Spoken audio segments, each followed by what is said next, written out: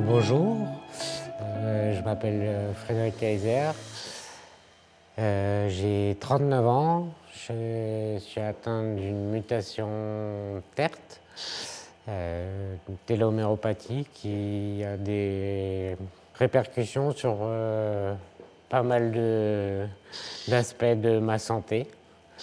Et voilà. Bonjour, moi c'est Alessandra, je suis son épouse et accompagnante. C'est un peu particulier parce que j'ai découvert que j'étais malade tandis que mon père, qui était lui-même porteur de la mutation, était malade, hospitalisé avec une fibrose pulmonaire en fin de vie. Et j'ai été diagnostiqué à ce moment-là. Et j'avais 30 ans et j'ai commencé le suivi dans ces conditions un peu particulières. Ma femme était enceinte de notre premier enfant et j'ai gardé pour moi la maladie parce qu'avec ce qu'on passait à ce moment-là, mon père qui était malade, ma mère, ma famille qui était fragilisée. J'ai essayé de voir avec les médecins pour faire une prise en charge un petit peu en sous-marin, dans un premier temps. Et donc j'ai été très bien reçu à l'hôpital Bichat, au service de pneumologie, par le professeur Bory. Et au fur et à mesure, on apprend un peu plus sur cette mutation rare et tout ce que ça impliquait et ce qui pouvait en découler par la suite. Et voilà, ça fait un petit moment qu'on fait un bout de chemin ensemble. Parce que je suis donc suivi dans 5 hôpitaux au total. Dans 4 hôpitaux de la PHP, plus une clinique en externe. J'ai les listes des praticiens des différents services, mais que finalement je suis difficilement amené à consulter. Comme je vous expliquais, j'ai des interlocuteurs privilégiés qui sont les médecins qui s'occupent de mon suivi, avec qui j'ai établi un contact, une relation de confiance. Depuis que j'ai été amené à les rencontrer les uns les autres. Je suis en contact très régulièrement par mail avec eux pour faciliter les échanges, leur transmettre des analyses que je dois faire régulièrement. J'ai des rendez-vous de suivi qui sont planifiés à un an à l'avance dans les différents secteurs, hépato, hémato, pneumo principalement, mais il y a aussi d'autres services où c'est un peu plus étalé, mais c'est vraiment sur ces trois services que ça se concentre beaucoup. Mais il y a aussi ophtalmo, rhumato. C'est parfois difficile quand on est malade, il y a des moments où on se sent seul parce qu'on se sent incompris. Il n'y a que nous qui vivons ces épreuves. C'est pas exact parce que nos proches les vivent, mais d'une autre manière. C'est important je pense que c'est très important de garder espoir et de trouver des raisons de se battre pour aller de l'avant.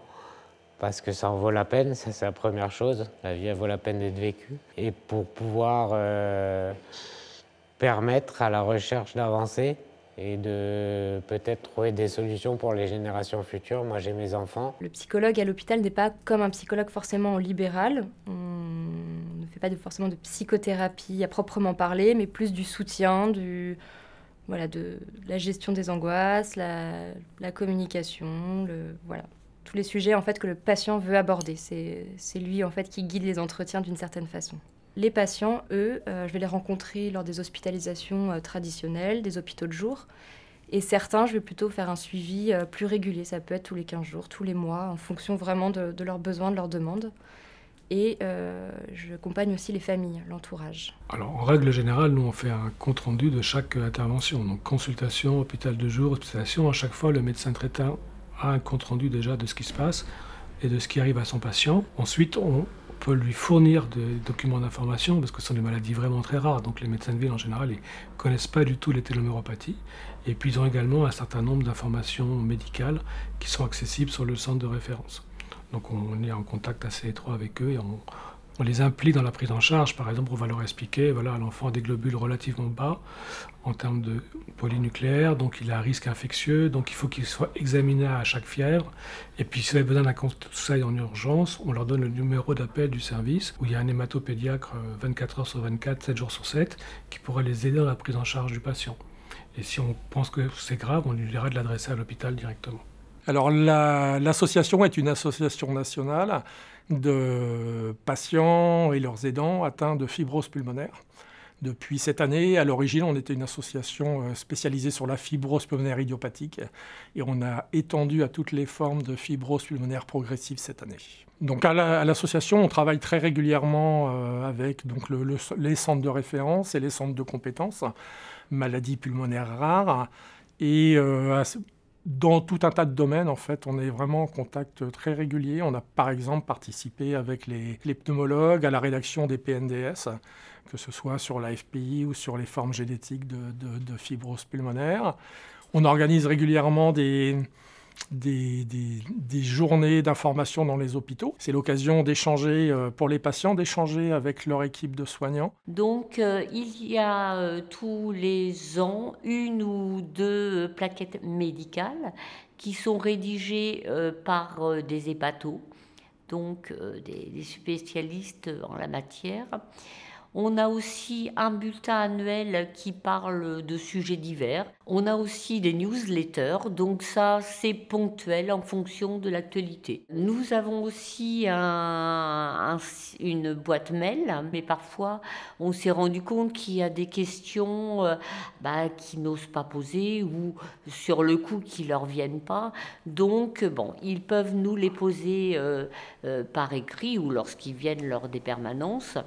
Et ceci veut dire qu'on est très en contact avec le corps médical. L'association Téloméro Asso, que nous avons créée il y a un petit peu plus d'1 an, nous avons créé pour les malades, pour les patients, pour leurs familles, pour les proches, pour qu'on puisse les aider en fait à comprendre davantage la maladie, les accompagner en fait dans leur trajet médical et leur faire connaître un petit peu les différents centres et les différents médecins qui peuvent éventuellement s'occuper d'eux.